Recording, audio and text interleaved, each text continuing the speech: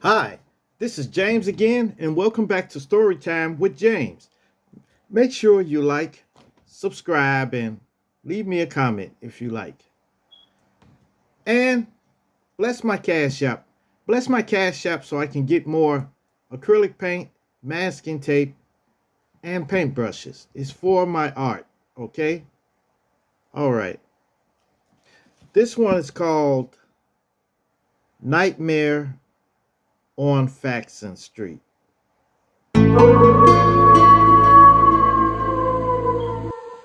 Yes. Well, I was going through a hard time. I was going through a hard time. And I was trying to find a place to stay. Okay. So I ran across this little place on Faxon Street and I was able to get it. This guy was the guy, the landlord for this place was inherited. He inherited the house from his father, you know. So he didn't know nothing about managing property and handling property and stuff like that. But he was willing to let me move in, even with my bad credit. Okay. So I got the place, and it was this place was weird. It had vaulted ceilings. The ceilings were way up there, you know, and it was somebody lived upstairs. So it looked like it was a big house that they split up and let some people live down, let me live downstairs and somebody upstairs, okay? And they had a kitchen in each side, upstairs and downstairs. So I moved in there and it was okay, you know, it was okay, but there was people that lived upstairs, you know. So and if they made noise upstairs, I couldn't hear them downstairs because of those vaulted ceilings, you know. It was weird. I've never lived in a place like that with such high ceilings, you know. So I moved my stuff in and everything. Keep in mind, I just got divorced and I was working a new job. Okay, this was for the sanitation department. Okay, so I got a chance working the sanitation department, but I was special detail. I was under security. So they had a big booth out there that they let me sit in from 12 to 8 in the morning, you know. So it was pretty smooth. And then from 12 to 8, I worked there, but I was still able to work the library during the day. So in the daytime, I would be at the library, and then late night, I would be at the sanitation department. So I was there to deter people from employees from stealing the gas. Oh my god. Yeah. So it was a kind of sweet job, and I slept the whole time anyway. Cause after that first week me being there, nobody tried to come in. Nobody tried to come and steal gas at all, you know. So I would go to work, come home, and sleep for a few hours, then get up and then go to the library.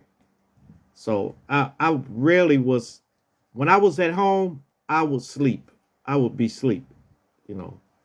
So a couple of months went by, everything was going good. And then I just got off child support. So they just sent me a letter that say no more child support. I don't have to pay no more. And I was good because I paid $72,000 in child support the whole time. You know, I paid 72,000. So after that, man, it was a blessing to get a full check. So then, after I'm going back and forth to work, going back and forth, coming home, sleeping, getting up, going, then the child support stopped. And right when I got my first full check, something happened. I went home and they had tape around the whole house, like this yellow tape. And it's stuff said, "Do not enter." And I said, "What is going on?" So I tried to contact the landlord, couldn't contact him. So I read the note that was stuck on the door. It was a big note. And they said, "Do not enter." That it was a lab.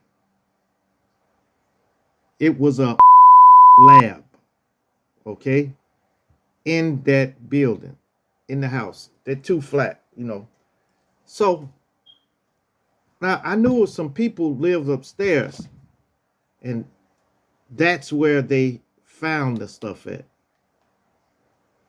So I hung around for a minute, and I asked him, I said, "Hey, how can I get in to get my stuff out of there?" So I called the police department, and police said, "No, nobody's supposed to be permitted to come into the property. You need to get off the porch." So I was distraught. Luckily, I went to my sister's house and stayed there for a while because, you know, my sister always, she got a place for me, you know, if I had to go somewhere. But I was distraught about this, you know, and I kept going back over there the next day. Then the police allowed me to go and remove my items for that because they didn't know how long they was going to have that place under investigation. So while I was moving my stuff out, I happened to hear something in the back. So by the back door, there were stairs that go up, cut so that they can come down and go out the back door. And I heard something. Then I went to that door, and I can hear something in there. So I said, "Boo, boo, boo, boo," and then it was crying. It was their dogs. The police came and raided their place, took them to jail, and left their dogs in there. So they had to be in there for like 3 weeks. So I tried to jimmy the door open, but I couldn't get it open. And I finally called the police and told them that there was dogs in there. And I remember they had a big pit bull. It was a big pit bull, and it was another dog too. So the police came. Nope, the police didn't come. It was neighbors in the neighborhood. They came, and I told them what was going on. And you know how people get over dogs. They get crazy over dogs. So they ended up breaking the door. I didn't break the door. They broke it. And they was able to get those dogs out, you know. But it was crazy. So then I was going through a battle with getting my money back for their apartment. The landlord said it's not his fault. But that's his property though. So I they had this lab. They had the place blocked off for about a month. Now, how am I supposed to operate? I can't get in there, you know. So I just took everything out of there. And then I found me another place, you know. But that was terrible. And it took me about 4 months to get my money back because he was fighting against it, and then I don't know what was wrong with him. I think he was on something himself. He probably used to buy the stuff from them, you know, the landlord, you know. But ended up here, they had to pay me my money back, you know. So it was crazy. Like I'm saying, look, getting a private owner, if you want to rent from a private owner, it's good if you get somebody who's legit, you know. But somebody, if they inherit the property from somebody, then they don't know much about rentals. They don't know about renting and stuff like that, you know. So they may break the rules, or they may break the contract or something like that, you know. So they don't know. So be careful if you renting from a private owner, okay? Private owner. Like I said, it has some good benefits because some of them, they really don't care about your credit, which is good, But you got to take the good with the bad, you know.